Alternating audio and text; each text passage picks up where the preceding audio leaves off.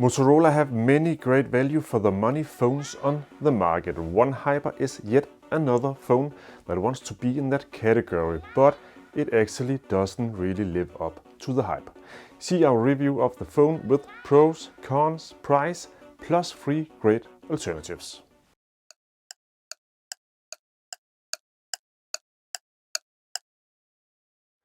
On paper, Motorola One Hyper delivers high quality on most functions, but in reality it's a bit disappointing, and I think it's about time that Motorola step up and shows us a premium phone. It's not that Motorola One Hyper is a poor phone, but I've just seen it all before in a better shape. One Hyper is actually a great looking phone, but it's a step back on material. There's glass on the front, which is fine, but the back is made of plastic and so is the frame. It feels okay built, solid, but it's not waterproof, and it's a slippery motherfucker. I have to use the cover in the box before I get a firm grip around the phone. But I must admit that I have fallen in love with the purple color on this version of the phone. It sure looks hot. The UI is more or less stock as always on Motorola phones.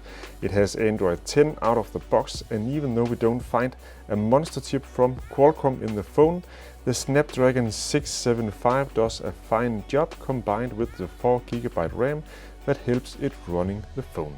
It's fast and reliable. I can have many browser tabs and apps running at the same time, and a heavy game like Call of Duty runs fine on One Hyper. As always on this kind of mid-end phones, the navigation speed can easily be improved.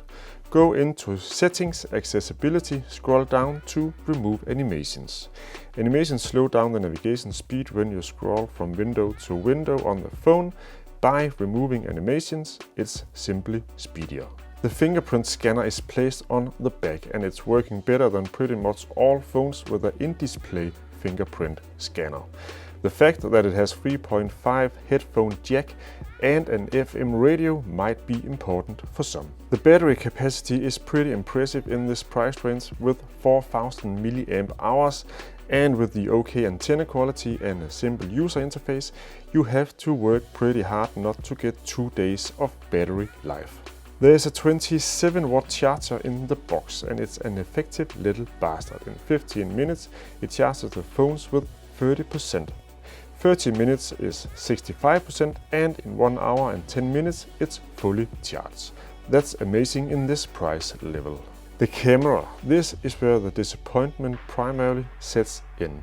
The 64 megapixel main camera on the back and the 8 megapixel camera also on the back for ultra wide angle photos is not as great as on Motorola's own One Zoom. There's no optical or electronical image stabilization on One Hyper, and even though the main camera has 64 megapixel, there's only 10 times digital zoom, no optical zoom feature.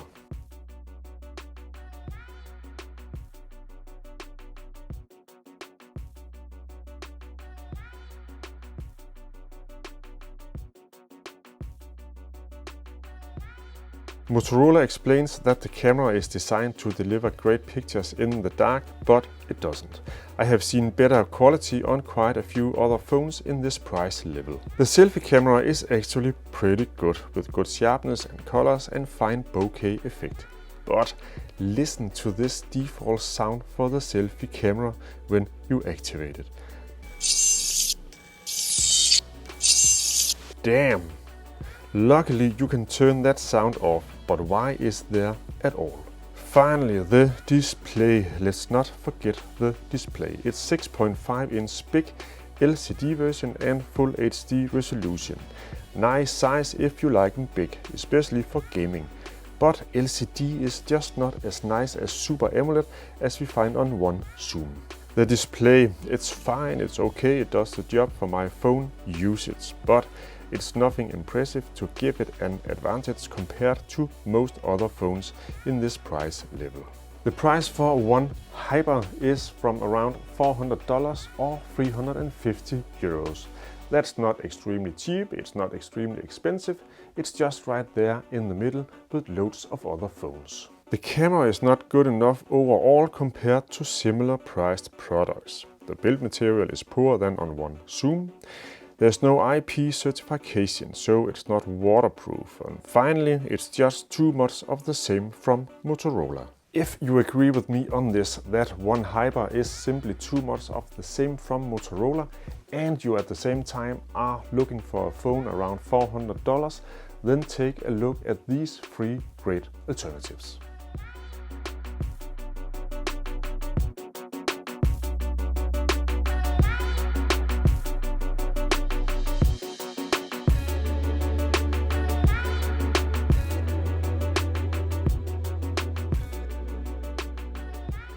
It is as if Motorola looked on the most poor thing on One Zoom and improved on these features, making One Hyper, and then downgraded on the best features on One Zoom for this phone. It's a strange mix, and even though there are some nice features on this phone, I'm simply not impressed.